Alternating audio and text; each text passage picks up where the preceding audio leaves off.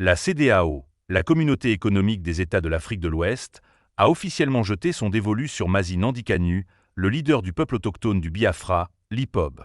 Pour ceux d'entre vous qui suivent cette affaire de près, vous savez qu'il ne s'agit pas seulement d'une autre histoire de détention. C'est une histoire qui a suscité un débat majeur et des questions à travers le Nigeria et toute la région ouest-africaine. Et maintenant, avec l'intervention de la CEDEAO, l'histoire prend un nouveau tournant. Kanu est en détention depuis des années maintenant, et son cas est devenu un symbole des tensions politiques dans la région sud-est du Nigeria. Ses partisans le voient comme un héros, un défenseur du droit à l'autodétermination. Ils estiment que le gouvernement nigérian l'a injustement détenu, réduisant au silence sa cause et lui refusant ses droits.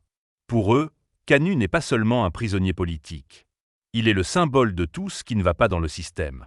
Maintenant, la CEDEAO s'en mêle.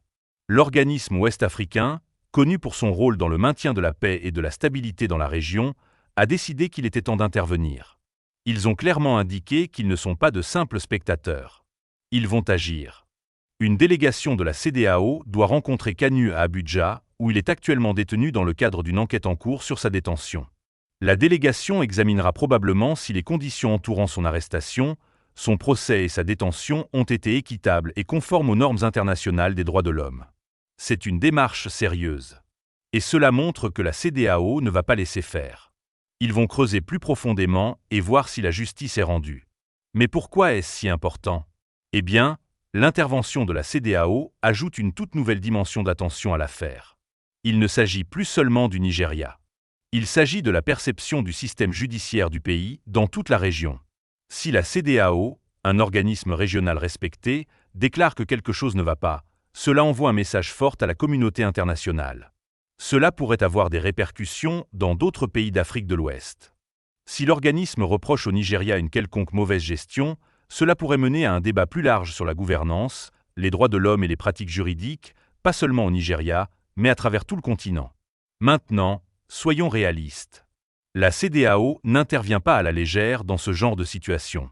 C'est un pas important. Et le fait que l'organisme ait exhorté le président Tinubu à accorder une grâce à Kanu ou au moins à lui assurer une audience équitable en dit long. Il ne s'agit plus seulement du processus juridique. Il s'agit d'équité. Il s'agit de garantir que les droits de l'homme sont respectés, peu importe qui vous êtes ou ce que vous avez fait. Les yeux du monde seront désormais rivés sur le président Tinubu. Sa réponse pourrait avoir des conséquences durables pour son administration et pour l'image du Nigeria sur la scène mondiale. Mais il y a un rebondissement dans cette histoire.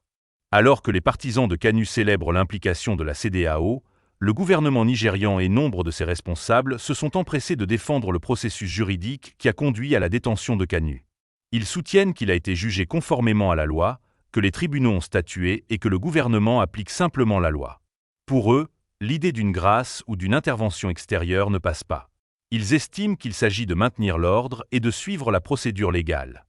Cependant, la tension monte car cette affaire est devenue plus que le sort d'un seul homme.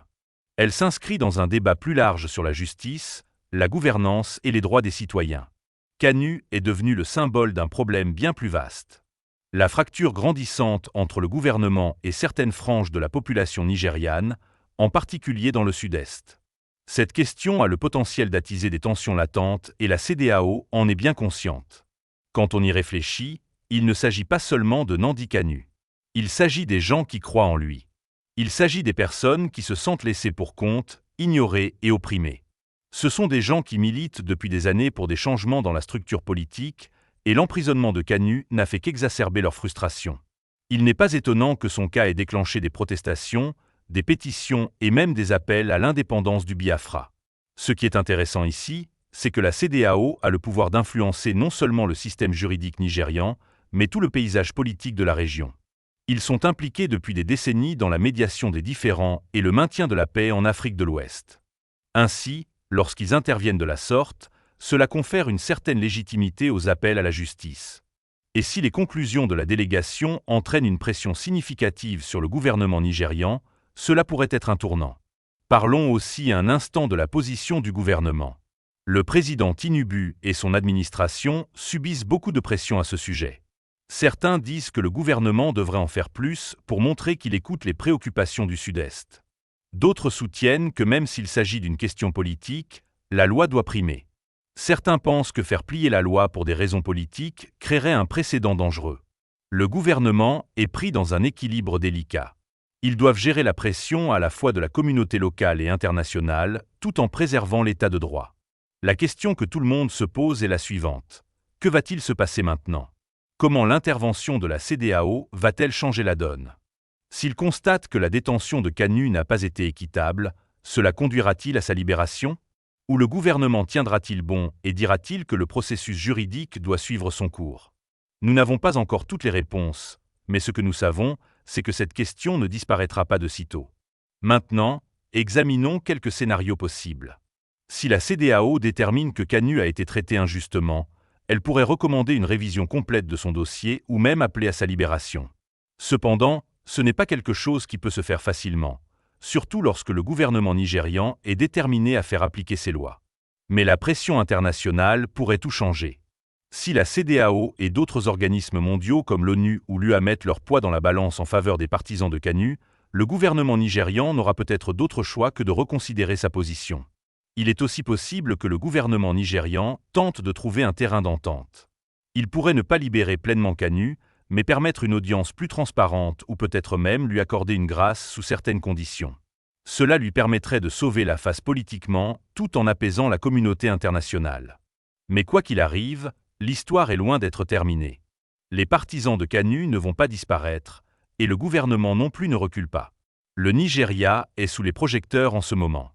La manière dont le président Tinubu gère cette situation pourrait bien définir sa présidence, surtout avec les élections de 2026 à l'horizon. S'il ne parvient pas à agir d'une manière qui résonne avec le peuple, il pourrait faire face à un contre-coup significatif. Mais s'il gère cela avec sagesse et diplomatie, il pourrait transformer ce moment en une opportunité de réconciliation. La tension est palpable et les enjeux sont incroyablement élevés. La CEDEAO a déjà fait son mouvement.